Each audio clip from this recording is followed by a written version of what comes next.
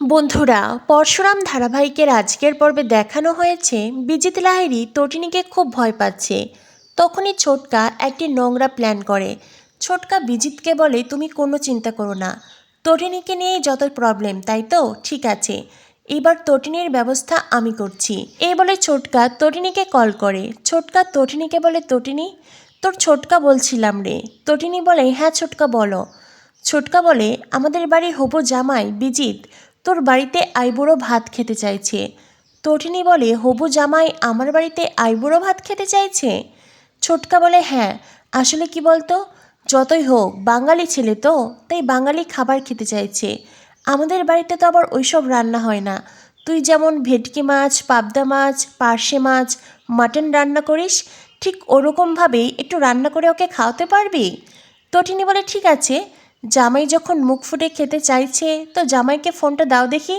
এরপরেই তটিনী বিজিত লাহিড়ীকে বলে, কি জামাই, তুমি নাকি আমার হাতের রান্না খেতে চাও, আইবুড়ো ভাত খেতে চাও? তা আইবুড়ো ভাত খেতে চাইছো, হজম করতে পারবে তো?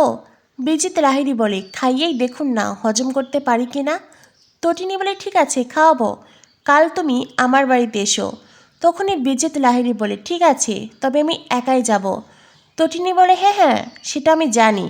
এই বলে তটিনী কল কেটে দেয়। এদিকে দেখানো হয় পরশুরাম বারবার করে নিশার কাছে জানতে চায় তটিনীর সাথে নিশার কি কানেকশন। নিশা বলে, আমি একটাও তথ্য দেব না। পরশুরাম বলে, 2 ঘন্টা, 2 ঘন্টার মধ্যে আমি তোমার সব তথ্য খুঁজে বার করব, তোমার পরিচয় সবটা সামনে আনবো। তখনই নিশা বলে, পারবেন না, আপনি এত সহজে আমার পরিচয় জানতে পারবেন না। সৌরভ বলে, আপনি জানেন না আমরা প্রশিক্ষণপ্রাপ্ত, আপনার পেট থেকে কথা বার করা কোনো ব্যাপার নয়। তখনই নিশা বলে, আর আপনিও জানেন না আমিও প্রশিক্ষণপ্রাপ্ত। এই কথাটা শোনার পরেই পরশুরাম বলে, আপনি কে বলুন তো? নিশা বলে, সেটা আপনিই খুঁজে বার করুন। তখনই পরশুরামের মোবাইলে কল আসে। তটিনী ফোনের ওপাশ থেকে বলে, এই শোনো না, কাল একটা বড় দেখে ভেটকি মাছ, কিছু পাবদা, পার্শে আর মাটন কিনতে পারবে, আর কয়েক রকম সবজি ভাজা করার জন্য। পরশুরাম বলে, কি হয়েছে বলো তো, কালকে কিছু আছে? তটিনী বলে, মুখার্জি বাড়ির হবু জামাই আমার হাতের রান্না খেতে চেয়েছে, যাকে বলে আইবুড়ো ভাত খেতে চেয়েছে। পরশুরাম বলে, আইবুড়ো ভাত, কে, বিজিত? তখনই তটিনী বলে, হ্যাঁ, বিজিত লাহিড়ী। শিবপ্রসাদ গাঙ্গুলি বলে, ঠিক আছে, কোনো ব্যাপার নয়, সকালে সব বাজার হয়ে যাবে, করতেই ইচ্ছেই কর্তার কর্ম। এরপরে পরশুরাম বলে, আমি তোমায় সবজি কেটে দেবো, বাটনা বেটে দেবো। তটিনী বলে, আর খন্তিটা আমিই ধরবো, কারণ আমি চাই বিজিত লাহিড়ীকে নিজের হাতে রান্না করে খাওয়াতে। অন্যদিকে পরশুরাম কল কাটতেই নিশা বলে, কি হয়েছে, বিজিত লাহিড়ী কোথায় আসছে? তখনই পরশুরাম বলে, বিজিত লাহিড়ী তটিনীর বাড়িতে আসছে আইবুড়ো ভাত খেতে। নিশা সাথে সাথে চিৎকার করে ওঠে। নিশা বেশ চিন্তিত হয়ে বলে, ও তটিনীকে শেষ করে ফেলবে, সেজন্যই ওই বাড়িতে আসছে, প্ল্যান করে আসছে। পরশুরাম বলে, তুমি কে, তুমি এত কথা কি করে জানো, কি করে উত্তর দাও। নিশা বলে, সেটা তো আপনি খুঁজে বার করবেন বললেন 2 ঘন্টার মধ্যে। পরশুরাম বলে, ঠিক আছে, আমি তোমায় চ্যালেঞ্জ করলাম, 2 ঘন্টার মধ্যে আমি তোমার পুরো ডিটেলস সামনে আনবো। অন্যদিকে দেখানো হয় লাট্টু তার বন্ধুদের সাথে ক্রিকেট খেলছিল। তখনই সোসাইটিতে একটি গাড়ি আসে। তটিনীদের বিল্ডিংয়ের সামনে গাড়িটি দাঁড়ায়। এরপরেই কয়েকজন লোক বিল্ডিংয়ের ওপরে উঠে যায়। এটা দেখে লাট্টুর মনে খটকা লাগে। লাট্টু মনে মনে ভাবে, ওই আঙ্কেলগুলো কারা, আর এখানে কেন এসেছে? যাই হোক, আমি পরশুরামের ছেলে, আমাকে জানতেই হবে। এরপরে লাট্টু ওখান থেকে চলে যেতে চাইলেই লাট্টুর বন্ধুরা বলে, কিরে লাট্টু, কোথায় যাচ্ছিস, তুই খেলবি না? লাট্টু বলে, না রে, এখন আমি গোয়েন্দার কাজ করব। এ বলে লাট্টু ওখান থেকে চলে যায়। অন্যদিকে তটিনী তার রুমে পিকোকে ডাকে। তটিনী পিকোকে বলে, পিকো চলো, তোমাকে শ্যাম্পু করিয়ে স্নান করিয়ে দেব। পিকো বলে, না মাম্মি, আজ খুব ঠান্ডা, আজ আমি স্নান করব না।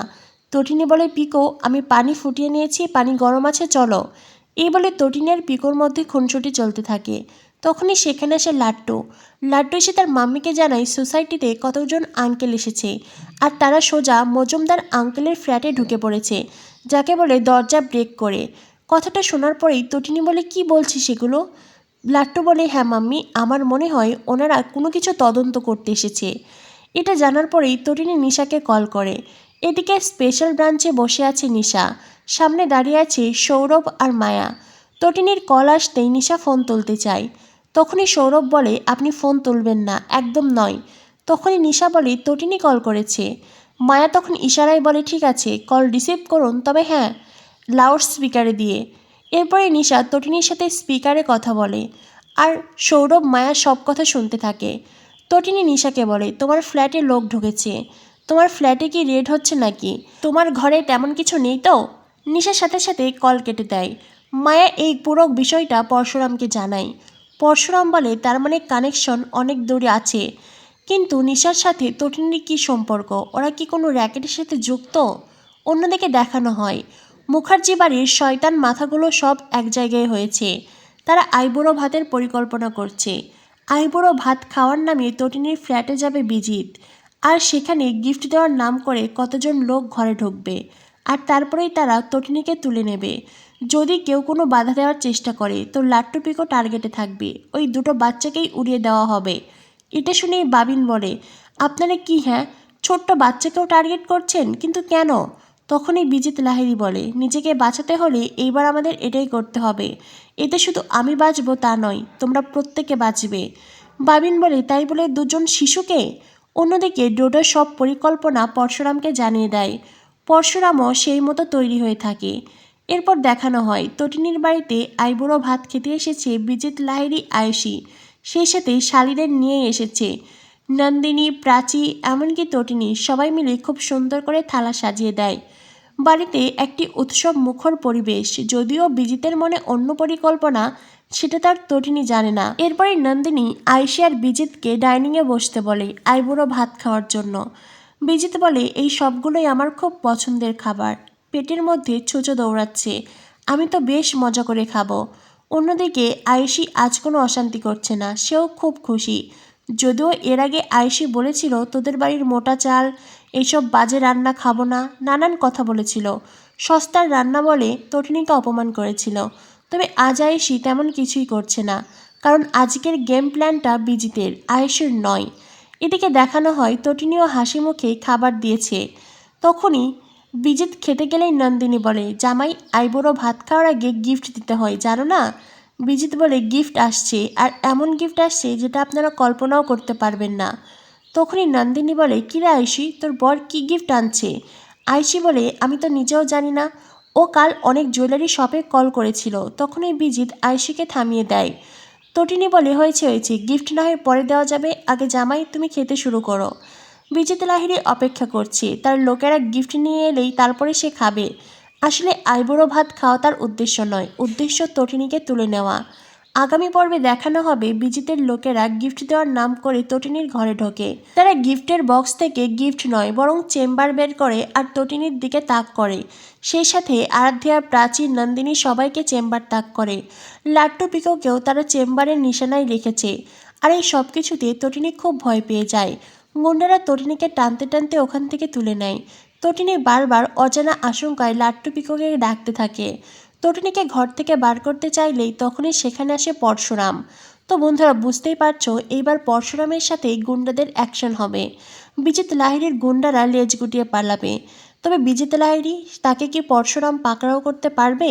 কি হতে চলেছে পরশুরাম ধারাবাহিকে? পরশুরাম ধারাবাহিকের পরবর্তী আপডেট পেতে আমাদের সাথেই থেকো। ধন্যবাদ সবাইকে।